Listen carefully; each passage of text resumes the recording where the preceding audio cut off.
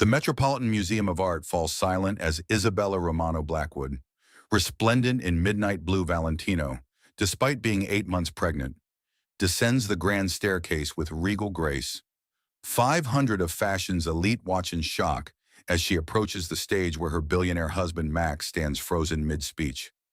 "Ladies and gentlemen," Isabella's voice rings clear through the hall, "I'd like to introduce you to my husband's mistress, who's been calling herself Scarlett Dubois, but her real name is Sarah Delacroix, and she's wanted by Interpol for fraud, bigamy, and theft." The screens around the hall illuminate with damning evidence as Max's perfect world crumbles before New York's high society and live fashion TV cameras. If you enjoyed this dramatic takedown of a cheating billionaire, hit that like button. Want more stories of powerful women getting sweet revenge? Subscribe now and never miss our weekly tales of justice served cold. The golden lights of Milan Fashion Week cast a magical glow over the Palazzo della Stelline as Isabella Romano Blackwood adjusted the custom Valentino maternity gown that hugged her 6-month pregnant silhouette. At 28, she was the epitome of elegance, former Italian supermodel turned Stanford MBA graduate. Now the wife of one of the world's most powerful fashion moguls, her dark hair cascaded in perfect waves down her shoulders, and despite her pregnancy, she moved with the grace that had once made her the most sought-after model on European runways. Beside her stood Maximiliano, Max Blackwood, 35 years old and worth $3.2 billion. His Blackwood luxury empire controlled fashion houses from Milan to Tokyo, and his chiseled features and piercing blue eyes had graced the covers of Forbes, GQ, and Vanity Fair more times than any other CEO in fashion history. In his perfectly tailored Armani tuxedo, he looked every inch the powerful magnate who had built his empire from nothing. "Bella mia," Max whispered in Isabella's ear, his hand resting possessively on her lower back as camera flashes exploded around them. "You look absolutely radiant tonight. Our son is going to be so lucky to have such a beautiful mother." Isabella's heart fluttered at his words. They had only discovered the baby's gender last week, and Max's excitement about having a son had seemed genuine. She leaned into his warmth, breathing in his familiar cologne Tom Ford Wood, the same scent he'd worn on their wedding day in Santorini 2 years ago. The red carpet outside the Versace show stretched before them like a river of glamour. Photographers screamed their names, "Isabella, Max, over here. One more kiss. Show us the baby bump." Isabella's hand instinctively moved to her growing belly, where their son was kicking energetically. She wore a stunning 20-carat diamond necklace that Max had surprised her with that morning, along with matching earrings that caught the light with every turn of her head. Her Louboutin heels, specially designed with a lower heel for her pregnancy, clicked confidently against the marble as they made their way through the crowd. Their life together had been a fairy tale that the world envied. The penthouse overlooking Central Park, worth $50 million, with floor-to-ceiling windows and a nursery already being designed by the world's most exclusive interior decorator. Private jets to Paris for weekend shopping trips, where Isabella would return with bags from Hermès, Chanel, and Dior. Vacations in their Maldives resort, dinners with celebrities and world leaders, charity galas where they donated millions without blinking. Just last month, Max had surprised her with a custom Patek Philippe watch for her birthday, engraved with, "To my beautiful wife and the mother of my future." The gesture had brought tears to her eyes, especially since he'd had it designed with a special compartment to hold their baby's first photo. But tonight felt different somehow. Max seemed distracted, checking his phone more frequently than usual. When she'd asked about it during their pre-show champagne in the VIP lounge, he'd brushed it off as boring business stuff and changed the subject to their upcoming baby moon in Bora Bora. As they took their seats in the front row reserved for only the most elite fashion royalty, Isabella noticed a striking blonde woman across the runway. She was impossibly tall, probably 5'10", with platinum hair that caught the light like spun gold and eyes the color of Caribbean waters. Her dress was a barely-there silver creation that left little to the imagination, and she seemed to be staring directly at Max. "Who is that woman?" Isabella asked casually, following Max's gaze. "Which woman?" Max replied too quickly, not even looking in the direction Isabella indicated. "The blonde in the silver dress. She keeps looking over here." Max glanced over briefly, his expression carefully neutral. "I have no idea. Probably just another model or influencer trying to get attention." But something in his tone didn't ring true. Isabella had been married to Max long enough to recognize when he was being evasive. Still, she pushed the thought away. She was probably just being hormonal. Pregnancy had made her more sensitive and sometimes paranoid about things that were perfectly innocent. The Versace show began with thunderous music and spectacular lighting. Models strutted down the runway in creations that defied gravity and convention. Isabella found herself getting caught up in the artistry, remembering her own days on these very runways. She'd retired from modeling after meeting Max, but she still felt the familiar thrill of watching fashion history being made. During intermission, Max excused himself to make some urgent calls. Isabella remained in her seat, chatting with Anna Wintour and Giorgio Armani about the collection. But she couldn't shake the feeling that something was off. Through the corner of her eye, she noticed that the mysterious blonde woman had also disappeared. When Max returned 20 minutes later, his hair was slightly mussed, and there was a faint trace of lipstick on his collar, a shade of red that Isabella definitely wasn't wearing. Her stomach knotted, but she forced herself to smile when he leaned over to kiss her cheek. "Sorry, Kara," he murmured. That call took longer than expected. The rest of the show passed in a blur for Isabella. She mechanically applauded at the appropriate moments, but her mind was racing. The lipstick could be innocent, air kisses were common in the fashion world. The mussed hair could be from the wind outside. But combined with the mysterious woman's stares and Max's distracted behavior, a cold dread was beginning to settle in her chest. After the show, they attended the exclusive after-party at Villa San Martino, a stunning Renaissance palace that had been rented out for the evening. The party was everything one would expect from Milan: Fashion Week models, celebrities, designers, and billionaires mingling under crystal chandeliers while champagne flowed like water. Isabella, unable to drink because of her pregnancy, sipped sparkling water while Max worked the room. She watched him charm investors, joke with designers, and pose for photos with various celebrities. He was in his element, the confident business mogul who could make or break careers with a single decision. But then she saw her, the blonde woman from the show, now wearing a stunning black Dolce & Gabbana dress that hugged her like a second skin, and she was heading straight for Max. Isabella watched in growing alarm as the woman approached her husband with a familiarity that suggested they were far from strangers. She placed her hand on Max's arm in a gesture that was definitely not professional, leaned in close to whisper something in his ear, and then threw her head back and laughed at whatever he'd said in response. Max's body language with this woman was completely different from how he interacted with other people at the party. His posture was relaxed, intimate even. His hand briefly touched the small of her back in exactly the same way he touched Isabella earlier that evening, fighting nausea that had nothing to do with morning sickness. Isabella made her way across the crowded room. As she approached, she caught fragments of their conversation. "Tomorrow night at the usual place. Can't wait to finally. She'll never suspect." The woman noticed Isabella first. Instead of looking embarrassed or guilty, she smiled with what could only be described as smug satisfaction. "Oh, you must be the wife," she said in accented English that sounded French. "I'm Scarlett Dubois. I've heard so much about you." Isabella forced a smile, extending her hand. "Isabella Blackwood. And you are—" "Scarlett is a model and up-and-coming designer," Max interjected quickly. "We've been discussing some potential collaborations for the spring line." But Scarlett's smile said otherwise. There was something predatory in her gaze as she looked Isabella up and down, taking in the pregnant belly with barely concealed disdain.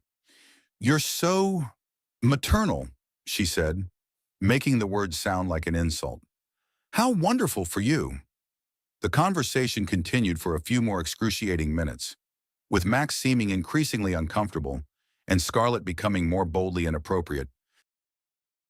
She mentioned how lonely it must be for Max with Isabella in her condition, and how she was always available if he needed someone to attend business dinners and social functions. Isabella felt like she was watching the scene from outside her body. The woman was practically propositioning her husband right in front of her, and Max wasn't doing anything to shut it down. In fact, he seemed almost pleased by the attention. When Scarlett finally excused herself to powder her nose, Isabella turned to Max with fire in her eyes. "What the hell was that about?" "What do you mean?" Max asked. But he wouldn't meet her gaze. "That woman was basically throwing herself at you in front of me, and you were encouraging it." "Isabella, you're being ridiculous. She's a business contact. I was being polite." "Polite, Max. She practically invited herself to be your escort while I'm in my condition." And you smiled and nodded. Max's face darkened. "You're being paranoid and hormonal. This is exactly the kind of embarrassing scene I was afraid you'd make. Maybe you should go back to the hotel and rest." The words hit Isabella like a physical blow. In 2 years of marriage, Max had never spoken to her so dismissively, so coldly. She stared at the man she'd thought she knew, feeling like a stranger was looking back at her. "Fine," she said quietly, her voice barely containing her hurt and anger. "I'll go back to the hotel. Clearly, I'm not wanted here." She turned to leave, but Max caught her arm. For a moment, she thought he was going to apologize, to explain, to be the loving husband she thought he was. Instead, he leaned close and whispered, "Don't make a scene, Isabella. There are too many important people here." The ride back to the Four Seasons was a blur of tears and disbelief. Isabella sat in the back of their hired car, staring out at the twinkling lights of Milan, while her world crumbled around her. She tried to rationalize what had happened, to find innocent explanations, but the evidence was becoming impossible to ignore. Back in their suite, a sprawling presidential accommodation with marble bathrooms and silk curtains, Isabella changed into her silk pajamas and tried to call Max. It went straight to voicemail. She tried again an hour later. Still voicemail. At 2 a.m., she was still awake, sitting by the window with her hands on her belly, talking softly to her unborn son. "Your daddy is going through something, baby," she whispered. "But mommy will protect you, no matter what." That's when she saw the Instagram notification on her phone. A fashion blogger had posted a story from the after party, and in the background of one of the videos, she could clearly see Max and Scarlett in what looked like an intimate conversation. Their body language was unmistakable. This was not a business discussion. Isabella screenshot the video and then, with trembling fingers, began to search Scarlett Dubois online. What she found made her blood run cold. Photo after photo of Scarlett with various wealthy men at exclusive events, articles about her meteoric rise in the fashion world, and in several recent photos, barely visible in the background, was Max. The final straw came when she found a paparazzi photo from 2 weeks ago, when Max had supposedly been in London on business. The photo showed him and Scarlett having what looked like a romantic dinner at Le Bernardin in New York. Isabella had been at a pregnancy yoga class that same evening, believing her husband was thousands of miles away. Isabella's hands shook as she realized the truth. This wasn't a recent attraction or a moment of weakness. This was a full-blown affair that had been going on for weeks, possibly months. While she'd been glowing with pregnancy, planning their future as a family, decorating their baby's nursery, Max had been living a double life. The baby kicked hard, as if sensing his mother's distress. Isabella placed both hands on her belly and made a promise. "Mommy is going to find out the truth, little one, and if Daddy has betrayed us, we're going to make sure he never hurts us again."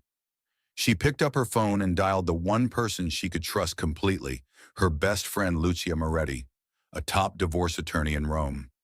Despite the late hour, Lucia answered on the second ring.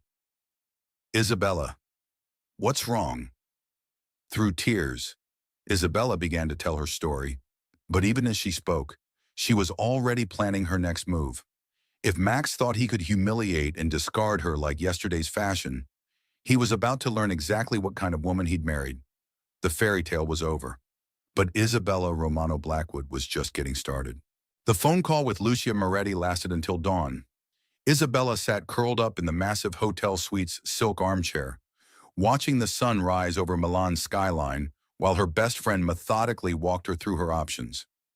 Lucia had been Isabella's roommate at Stanford Business School, and despite their different career paths, their friendship had only grown stronger over the years. "Isabella, listen to me carefully," Lucia said, her voice sharp with professional focus.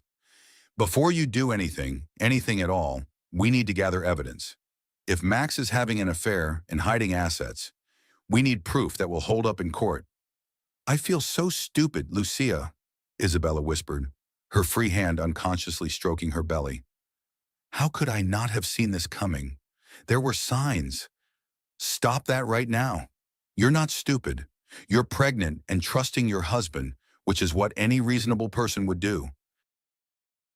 Now, I need you to think, has Max's behavior changed in other ways?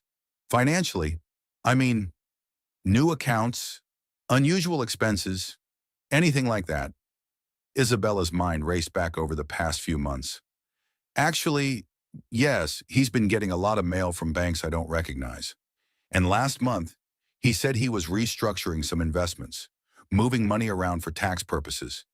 I signed some papers without really reading them because I trusted him." Lucia's sharp intake of breath was audible. "Isabella, please tell me you kept copies of those papers." "They're in the safe at the penthouse, along with all our other important documents." "Good. When you get back to New York, the first thing we're going to do is photograph everything in that safe. If Max is planning to leave you, he's probably been moving assets where you can't touch them." Isabella felt sick. The business papers, the restructured investments, it hadn't been about taxes at all. Max had been systematically protecting his wealth while planning to abandon his pregnant wife. At 7 a.m., Max finally returned to the hotel suite. Isabella heard his key card in the door and quickly wiped her tears, pretending to be asleep on the sofa. Through barely cracked eyelids, she watched him move quietly through the room. His tuxedo was rumpled, his hair disheveled, and there was a satisfaction in his posture that made her stomach turn. He headed straight for the shower without even checking on her. 20 minutes later, he emerged fresh and clean, as if the night had never happened. Isabella continued her pretense of sleep, listening as he made quiet phone calls in Italian, a language he thought she didn't understand well enough to follow complicated conversations. But Isabella had spent 2 years in Italy during her modeling career. She understood every word. "Scarlet, amore, last night was incredible," he whispered into the phone. "I can't wait until this charade is over and we can be together openly." No, she suspects nothing. The pregnancy makes her emotional and paranoid, but that actually works in our favor. "Soon, Bella? Very soon. The lawyers say another month to finalize the asset transfers, and then we can file for divorce. She'll get the minimum required by law. Nothing more." Isabella's heart shattered into a million pieces, but she forced herself to remain motionless. Every word was like a dagger, but she needed to hear everything. "The penthouse will be yours, of course, and the Hampton house. I've already had my assistant start looking at boarding schools for the baby Swiss institutions with excellent reputations. Children are so resilient, and honestly, Isabella was never going to be much of a mother anyway. Too self-absorbed." That was when Isabella nearly broke her cover. The casual way he discussed sending away their unborn child, as if their son was an inconvenience to be handled, made her want to scream, but she held herself together with sheer willpower. "I have to go," Max continued. "The Grieving Husband Act requires me to take Isabella to breakfast and pretend to care about her feelings. But tonight, when we're back in New York, come to the penthouse around midnight. She takes those pregnancy sleeping pills and sleeps like the dead." The call ended, and Isabella heard Max moving around the room, probably getting dressed for their planned breakfast. When he gently shook her shoulder, she forced herself to respond groggily, as if she'd been deeply asleep. "Buongiorno, Bella," he said softly, his voice full of fake concern. "How are you feeling? I was worried about you last night." Isabella looked up at the man she'd loved more than life itself, seeing him clearly for the first time.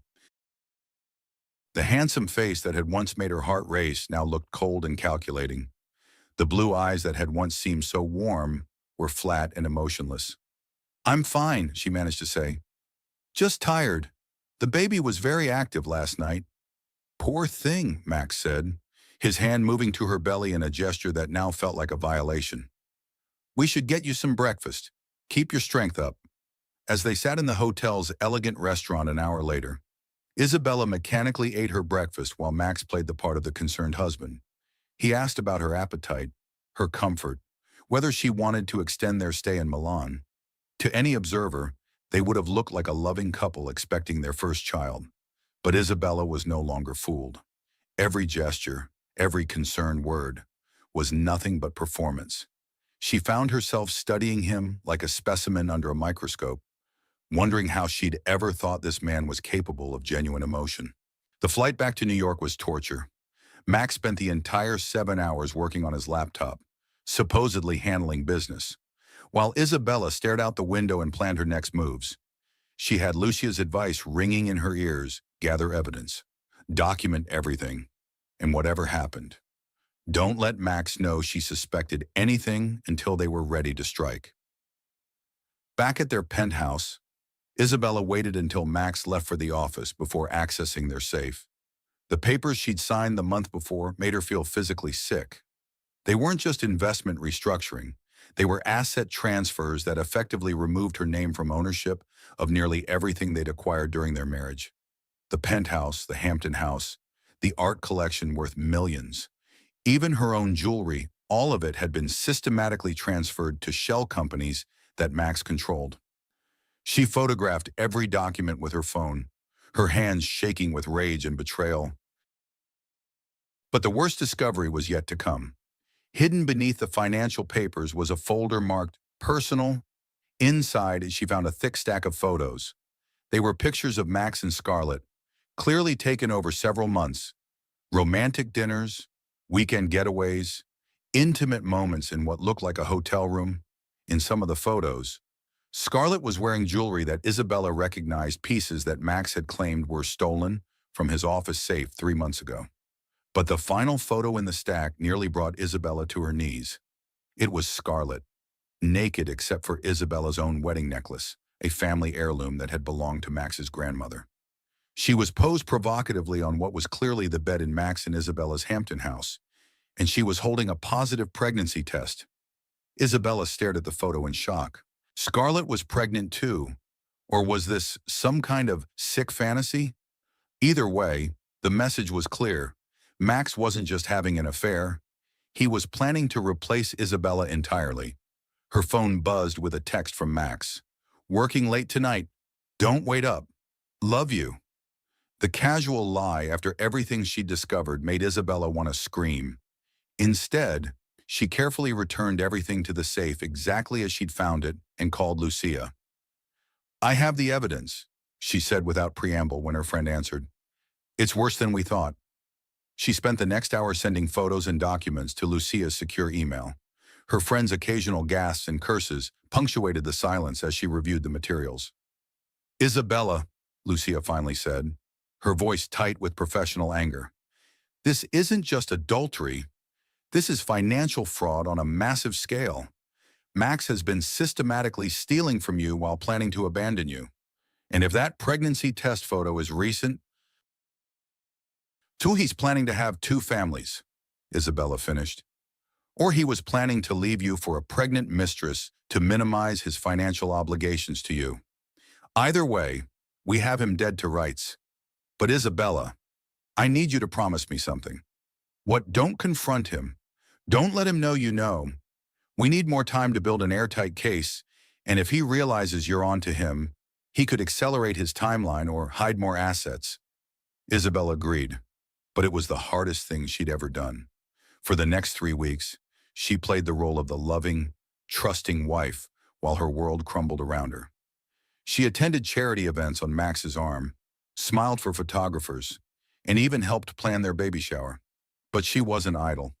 Working with Lucia and a team of private investigators, Isabella began building a case that would destroy Max's plans entirely.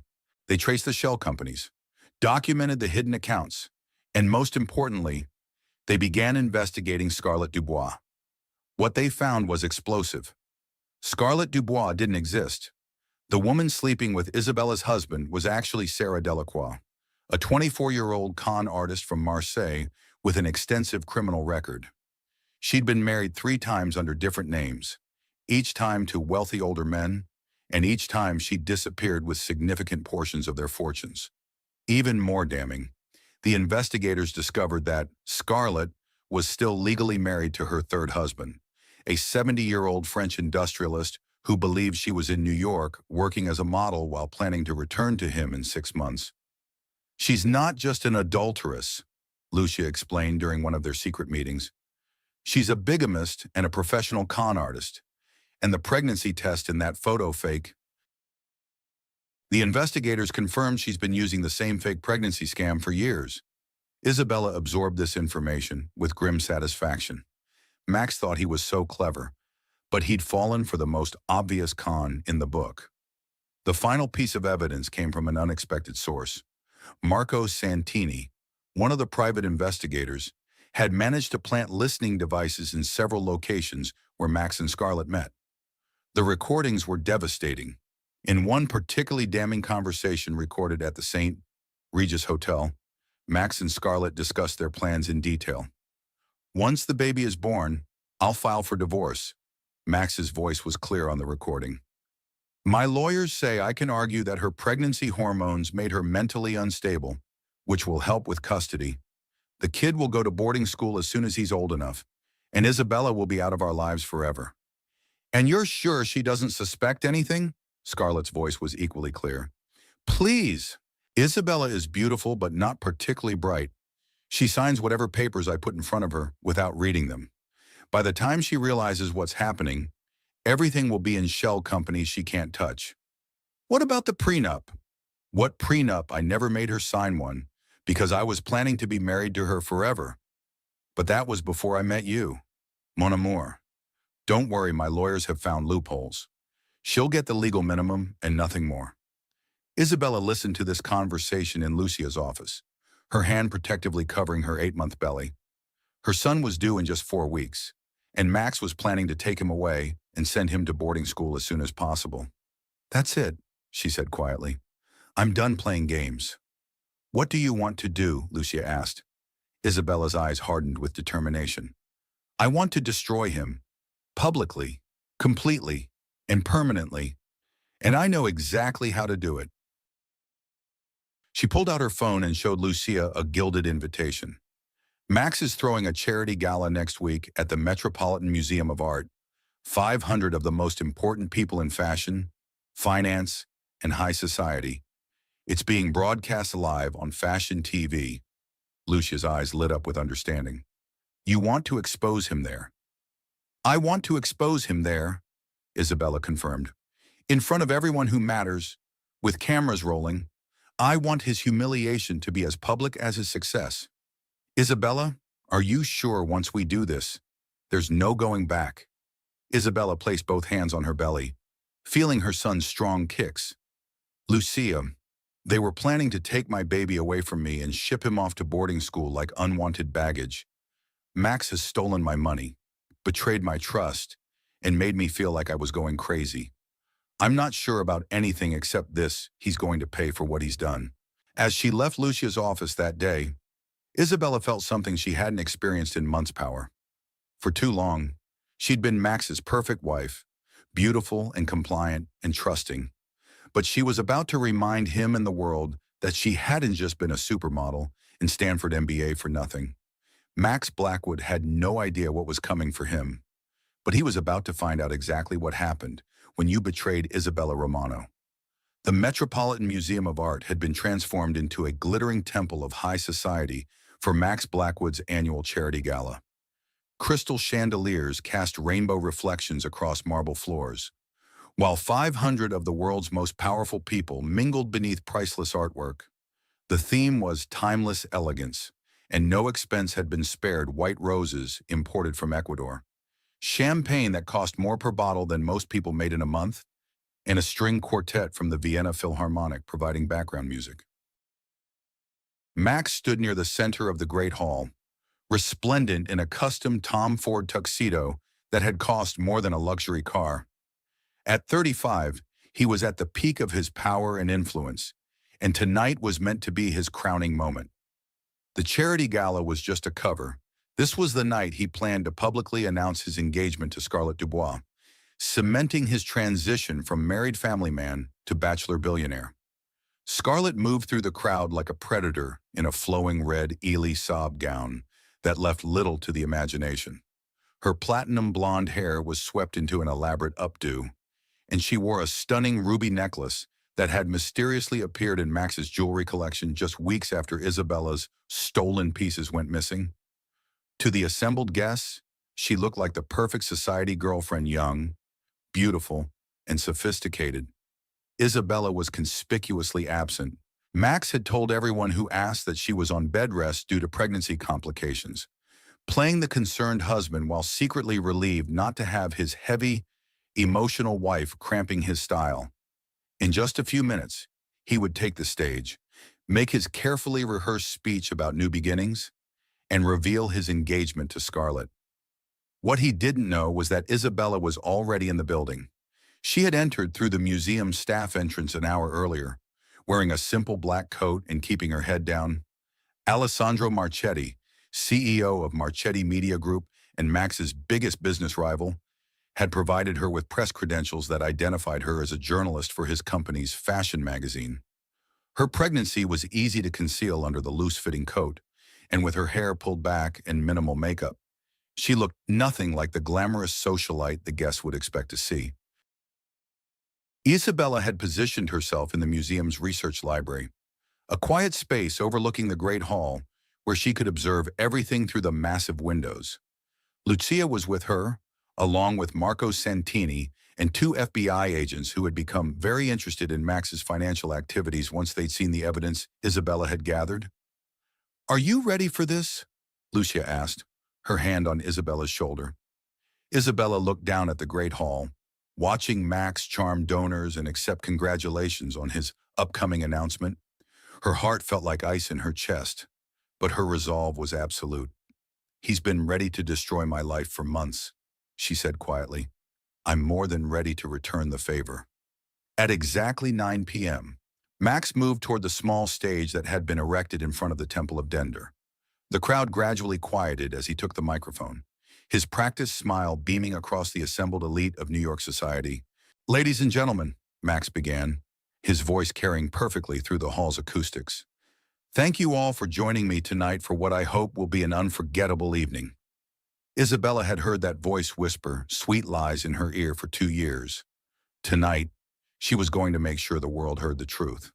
"Before we continue with tonight's festivities," Max continued, "I have a personal announcement to make. As many of you know, the past year has brought significant changes to my life." That was Isabella's cue. She stood up in the library, her hand moving to the microphone system that Alessandro's technical team had installed earlier. With the press credentials Alessandro had provided, she had legitimate access to the museum's audio-visual systems. "Excuse me?" Isabella's voice suddenly boomed through the Great Hall's speaker system, cutting off Max mid-sentence. "I'm afraid there's been a mistake." 500 heads turned in confusion, searching for the source of the interruption. Max's face went pale as he recognized his wife's voice, but he couldn't see where she was speaking from. "You see," Isabella continued, her voice carrying clearly through the stunned silence, "the man on that stage has been telling you all that his wife is on bed rest due to pregnancy complications. But I'm here to tell you that's just one of many lies Max Blackwood has been telling." Isabella stepped out of the library and onto the museum's grand staircase, finally becoming visible to the crowd below.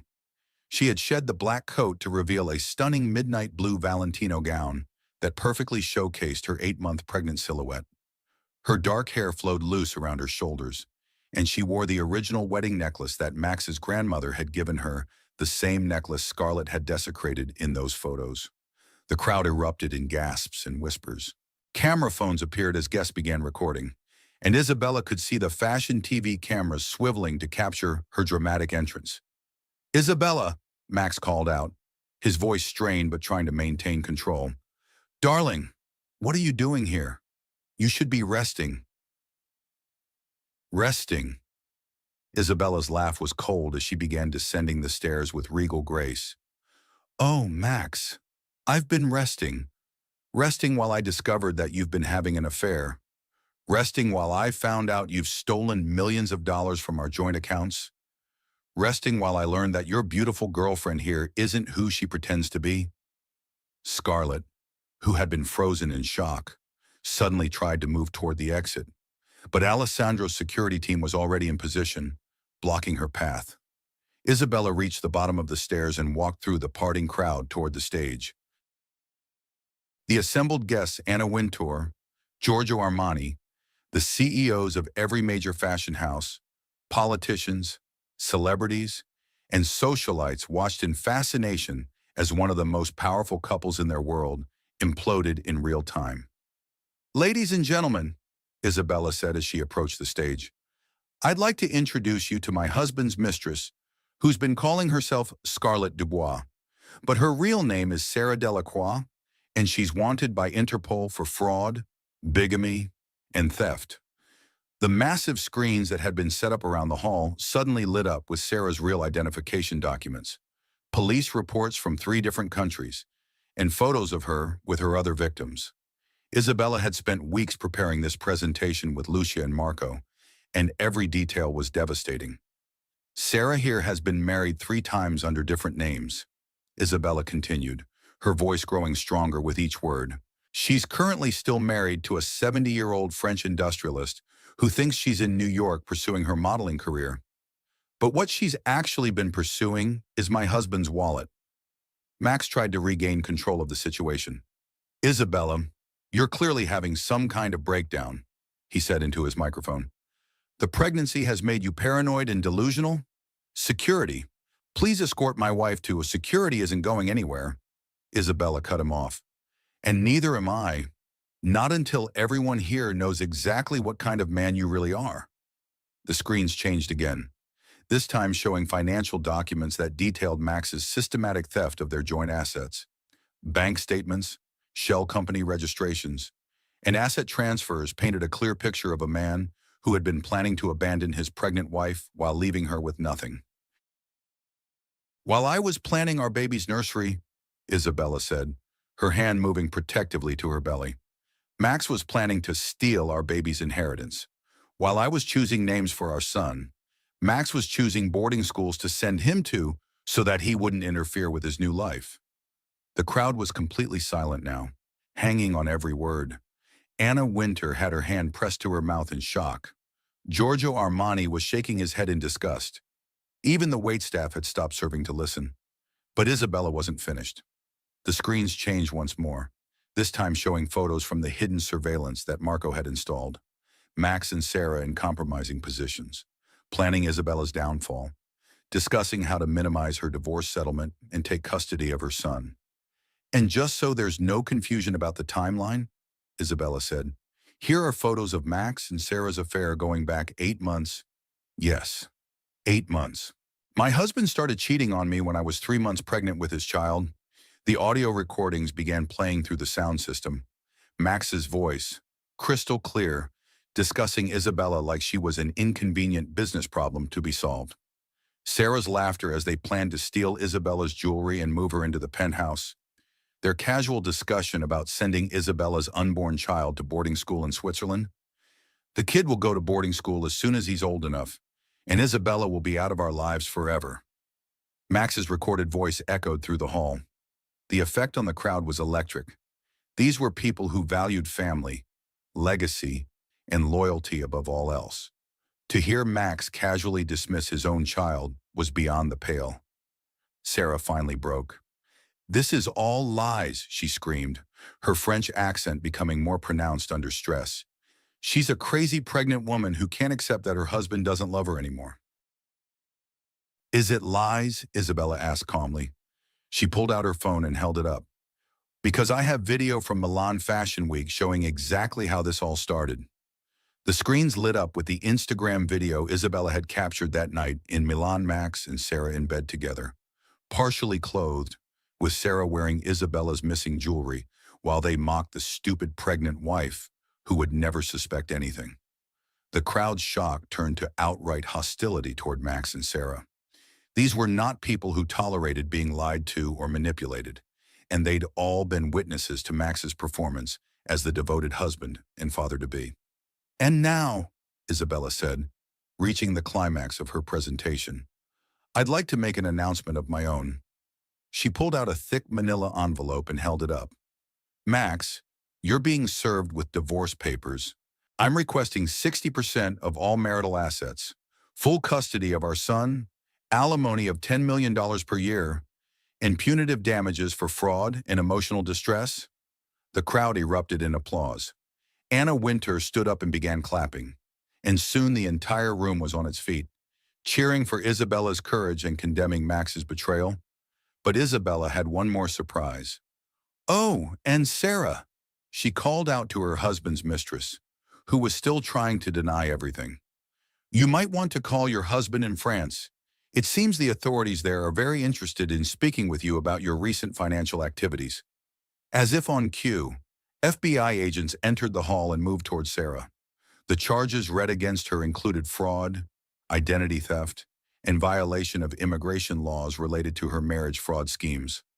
Max was left standing alone on the stage, his perfect world crumbling around him in real time. The man who had controlled billions of dollars and commanded respect from the world's elite was being exposed as a fraud and a fool in front of everyone who mattered. Isabella, he said desperately, abandoning the microphone and stepping down from the stage to approach her. Please, we can work this out. I made mistakes, but we can fix this. Think about our son. Isabella looked at the man she had once loved more than life itself, feeling nothing but pity and disgust. Our son, she said quietly, so only he could hear. Max, after what you did, after what you plan to do to him, you'll be lucky if I let you see him on supervised visits. The cameras captured every moment as Max fell to his knees in front of his pregnant wife, begging for forgiveness that would never come.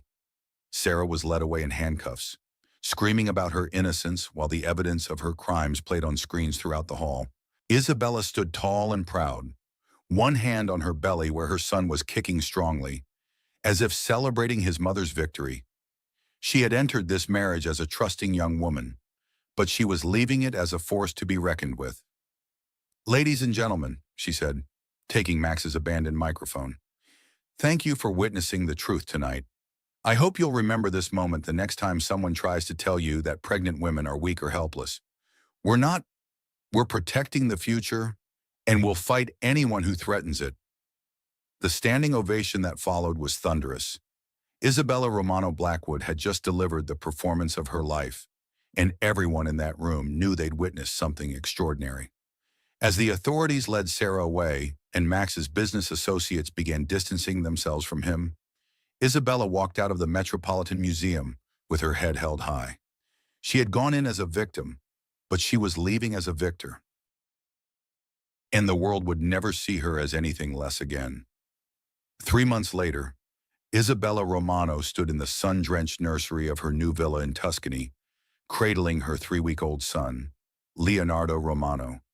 The baby was perfect in every way, healthy, alert, and bearing an unmistakable resemblance to his mother with dark hair and intelligent brown eyes.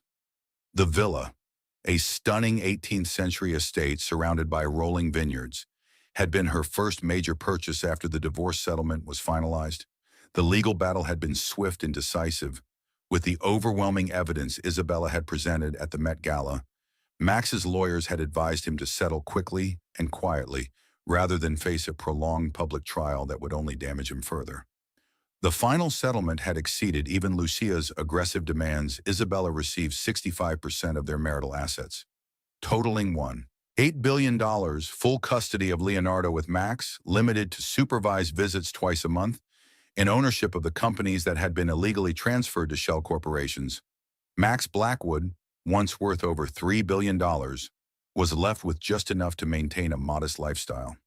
The fashion empire he'd built over 15 years was now controlled by the wife he'd tried to betray. More devastatingly, his reputation in the industry was completely destroyed. The Met Gala footage had gone viral with over 100 million views, and no major fashion house or retailer would work with him anymore. Sarah Delacroix had been extradited to France, where she was serving a 5-year sentence for fraud and bigamy. Her other victims had come forward after Isabella's public revelation, and additional charges were pending in Monaco and Dubai. The woman who'd thought she could seduce her way into a billionaire's fortune was now making license plates for 20 cents an hour. But Isabella's triumph wasn't just about revenge, it was about transformation. She had used her newfound wealth and freedom to build something meaningful. The Romano Foundation, her charitable organization, was already making headlines for its innovative approaches to supporting women escaping abusive relationships and providing legal aid for victims of financial fraud. More importantly, Isabella had discovered a passion for business that went far beyond her Stanford MBA. She had taken control of the Blackwood empire and rebranded it as Romano Enterprises, implementing ethical labor practices, sustainable manufacturing, and a revolutionary profit-sharing program for employees. Under her leadership, the company's stock price had actually increased by 40%, as investors responded positively to her vision and transparency. The fashion world, which had initially been shocked by the scandal, now saw Isabella as a transformative figure. She graced the covers of Vogue, Forbes, and Time, not as a billionaire's wife, but as a self-made business leader and advocate for women's rights. Her story had inspired countless women to stand up against financial abuse and relationship betrayal. On this particular morning, Isabella was expecting a visitor. Alessandro Marchetti was coming to discuss a potential business partnership, but their relationship had evolved into something much deeper than professional collaboration. Over the months since the Met Gala, Alessandro had proven himself to be everything Max had never been: honest, supportive, and genuinely interested in Isabella as a person rather than as an accessory. The sound of a car in the gravel driveway announced his arrival. Isabella looked down at Leonardo, who was sleeping peacefully in her arms. "Uncle Alessandro is here." "Little one," she whispered. "He's been very good to us." Alessandro appeared in the nursery doorway, his tall frame filling the space. At 38, he was distinguished rather than flashy, with silver threading through his dark hair and laugh lines around his eyes that spoke of genuine warmth. He was holding a small wrapped gift and moved quietly so as not to wake the baby. "He's grown so much since last week," Alessandro whispered, settling into the chair beside Isabella's. "He's going to be tall like his mother." Isabella smiled, noting how Alessandro never mentioned Leonardo's resemblance to Max. The baby's paternal genetics were undeniable, but Alessandro treated Leonardo like any loving uncle would, focused on the child's future rather than his unfortunate parentage. "I brought him something," Alessandro said, offering the small package. "It's never too early to start thinking about his education." Isabella unwrapped the gift carefully with one hand, revealing a beautiful leather-bound first edition of The Little Prince in Italian. The inscription inside read, "For Leonardo, may you always see with your heart, Uncle Alessandro." "It's beautiful," Isabella said, touched by the thoughtfulness. "He'll treasure this when he's older." They sat in comfortable silence for a moment, watching Leonardo sleep. This was what Isabella had never had with Max Peace: genuine affection, and the sense that she was valued for who she truly was, rather than how she looked on his arm. "I have news about the New York expansion," Alessandro said eventually, pulling out his tablet to show Isabella the latest projections. "The Fifth Avenue flagship store is ahead of schedule, and pre-orders for the sustainable luxury line are exceeding all expectations." Isabella studied the numbers with satisfaction. Romano Enterprises was not just surviving without Max's leadership, it was thriving. Her decision to focus on ethical fashion and transparency had resonated with consumers who were increasingly conscious about their purchasing decisions. "There's something else," Alessandro continued, his tone becoming more serious. "I received a call yesterday from Max's lawyer." Isabella's expression immediately hardened. "What does he want now?" "Apparently, Max is having financial difficulties. The lawyer was asking if you'd consider increasing his alimony or allowing him to sell some assets that technically belong to Leonardo's trust." Isabella's laugh was sharp and cold. "Financial difficulties. He has enough money to live comfortably for the rest of his life if he manages it properly." The answer is absolutely not. "I told them you'd say that," Alessandro replied with a small smile. "But there's more. Max is apparently engaged again." This surprised Isabella. "Already to whom?" "Some socialite from Los Angeles. 23 years old. Family money. Apparently, he's been telling people that you were mentally unstable during the pregnancy, and that's why the marriage failed." Isabella felt a familiar flash of anger, but it passed quickly. Max's lies couldn't hurt her anymore. "Let him lie," she said calmly. "The whole world saw the truth at the Met Gala. Anyone who chooses to believe his version of events after that is welcome to him. The wedding is next month in Beverly Hills. Very small, very quiet. I think he's learned to avoid public spectacles." Isabella shifted Leonardo to her other arm, marveling at how completely her feelings toward Max had changed. Where once there had been love, then hatred, now there was simply nothing. He was irrelevant to her life except as a twice-monthly inconvenience when he came for his supervised visits with Leonardo. "I hope she makes him happy," Isabella said, and was surprised to realize she meant it. "Maybe a wife who actually wants to be with him will inspire him to be a better person." Alessandro studied her face carefully.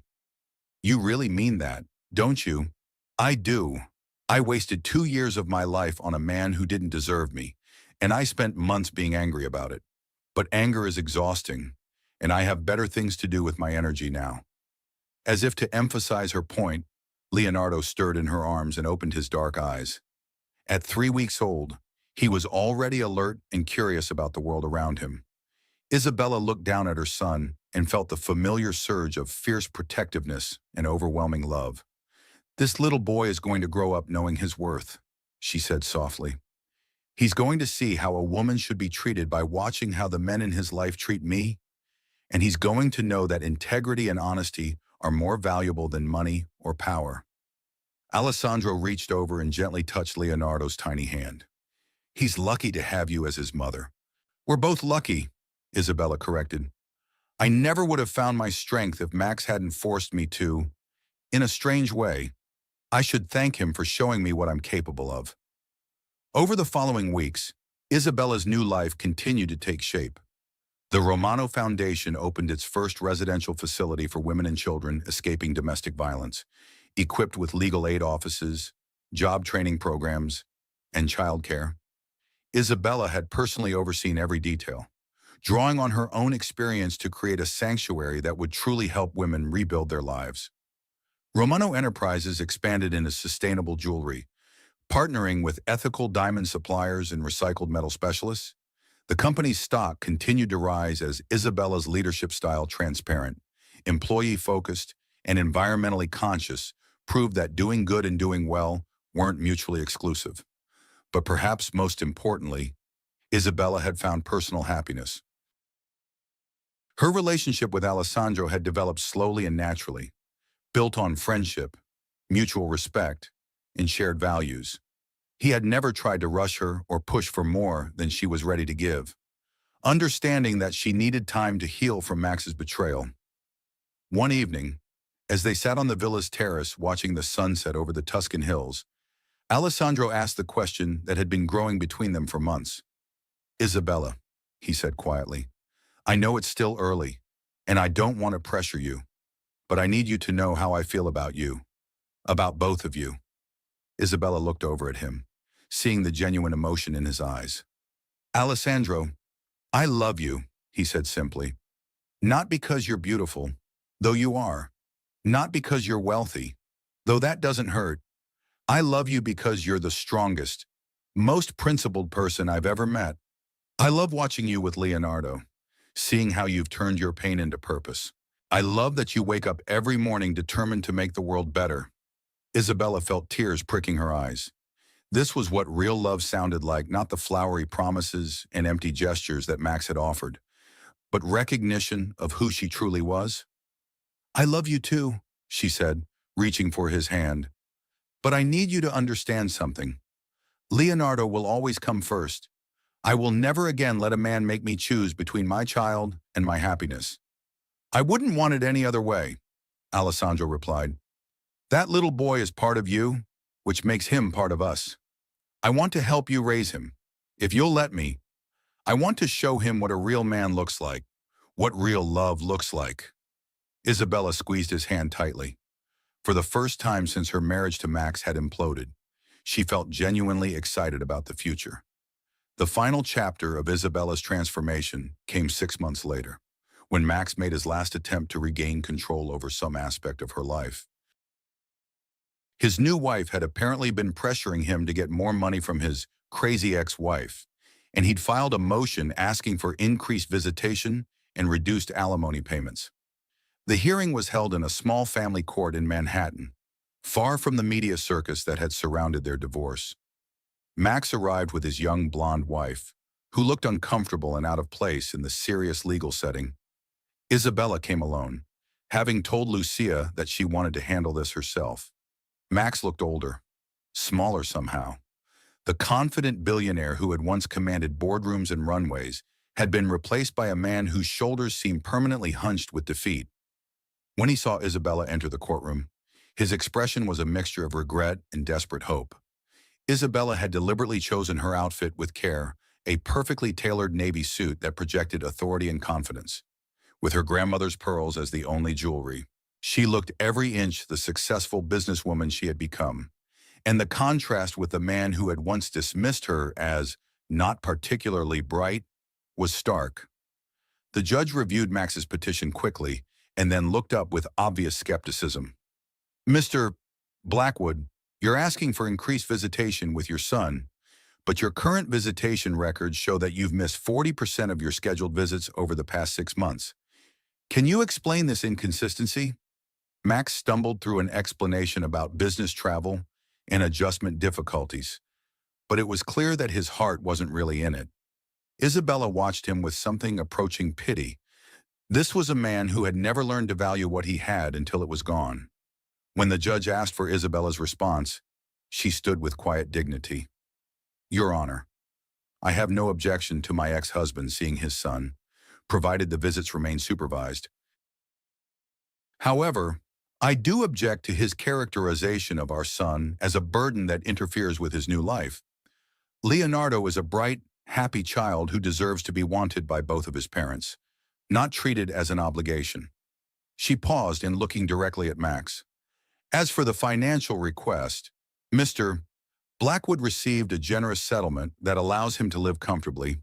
If he's having financial difficulties, perhaps he should examine his spending habits rather than asking for money that was designated for his son's future. The judge's ruling was swift and decisive. Max's visitation would remain unchanged. His financial obligations would actually increase to account for inflation, and any future modifications would require demonstrated commitment to his parenting responsibilities. As they left the courthouse, Max approached Isabella hesitantly. Bella, he said, using the pet name that had once made her heart flutter. Could we talk just for a minute? Isabella looked at the man who had once been the center of her universe and felt nothing but mild curiosity. What do you want to say? Max, I made mistakes. Terrible mistakes. I know I hurt you, and I know I probably can't fix that, but I want you to know that I regret everything, every single choice I made. Isabella studied his face, seeing genuine remorse there for the first time. I believe you do regret it, she said calmly. But Max, you don't regret hurting me. You regret the consequences of hurting me. There's a difference. Max's face crumpled slightly.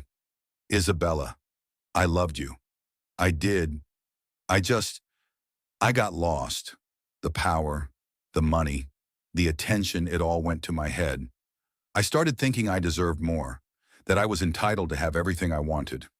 And what you wanted was a younger woman and a life without responsibility, Isabella finished. I understand, Max, but that's exactly why we can never go back. You didn't just cheat on me, you planned to steal my son's inheritance and send him away so he wouldn't inconvenience your new life. That's not a mistake or a moment of weakness. That's who you are. She adjusted her purse strap and prepared to leave. I hope your new wife makes you happy, Max. I really do.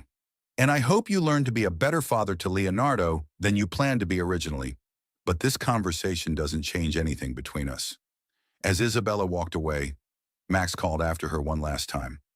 Bella, do you think you'll ever be able to forgive me? Isabella paused at the courthouse steps and turned back to look at him. I already have forgiven you. Max, forgiveness doesn't mean I trust you or want you in my life. It just means I'm not carrying anger around anymore.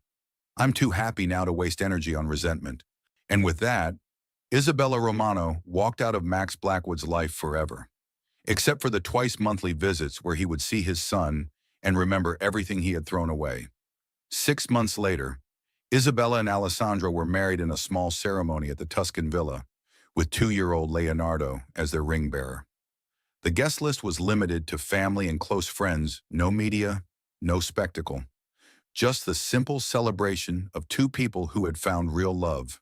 As Isabella danced with her new husband under string lights in the vineyard, with Leonardo sleeping peacefully in his grandmother's arms nearby, she reflected on the journey that had brought her here. The woman who had once defined herself through her husband's success had become a force of nature in her own right. The mother who had once feared for her son's future had built him a legacy of integrity and strength. Isabella Romano Marchetti was living proof that sometimes the worst betrayal can become the greatest gift if you're strong enough to unwrap it and brave enough to claim what's inside. And as she looked up at the stars over Tuscany, holding the hand of a man who loved her for exactly who she was, Isabella knew that her story was just beginning. She had survived the destruction of her old life and built something infinitely better from the ashes. The fairy tale was over, but the real story, Isabella's story, would last forever.